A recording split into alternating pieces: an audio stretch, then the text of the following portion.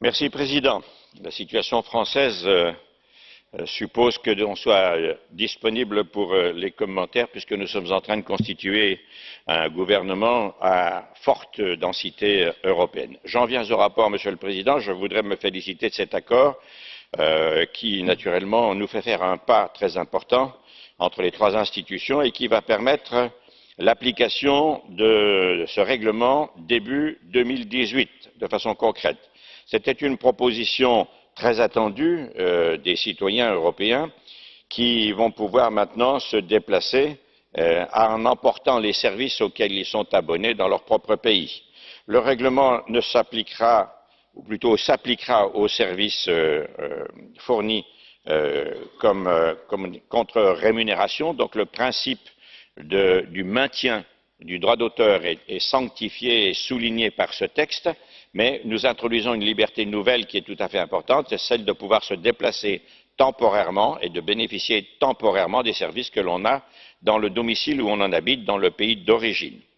La définition et les moyens de vérification de l'État membre de résidence constituent une disposition tout à fait essentielle pour que cette affaire marche.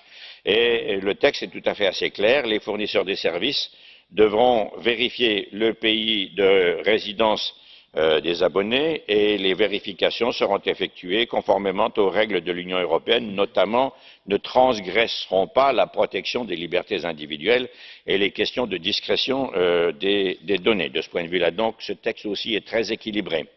Je voudrais dire aussi qu'un système de dérogation à la vérification est également prévu en cas d'accord entre les fournisseurs de services et les ayants droit, à condition que l'ensemble des ayants droit au contenu utilisé par le fournisseur de services soit, je dirais, concrètement dans l'accord et qu'il n'y ait pas de fraude sur l'état de résidence.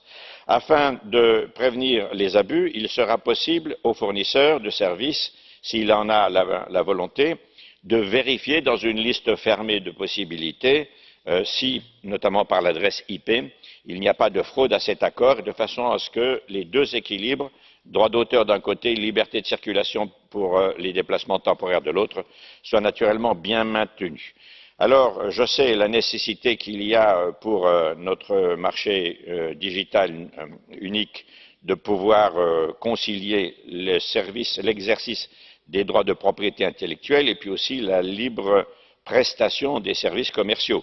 Ce règlement a donc réussi en réalité un pari qui apparaît à beaucoup pour des raisons idéologiques difficiles, mais qui en réalité, avec un peu de bon sens et de volonté de ne pas appauvrir la création européenne, peut s'appliquer sans aucune difficulté. Et je souhaite qu'aujourd'hui, nous puissions en tout cas tous compléter ce texte afin de pouvoir avoir des négociations entre les trois institutions qui permettent une application rapide. Et je remercie d'ailleurs le commissaire d'avoir fait un pas vers les différentes demandes que nous avions faites dans ce sens et j'espère que nous aboutirons très vite à l'application, comme je l'ai dit probablement, puisque c'est un règlement 2018. Merci, Monsieur le Président.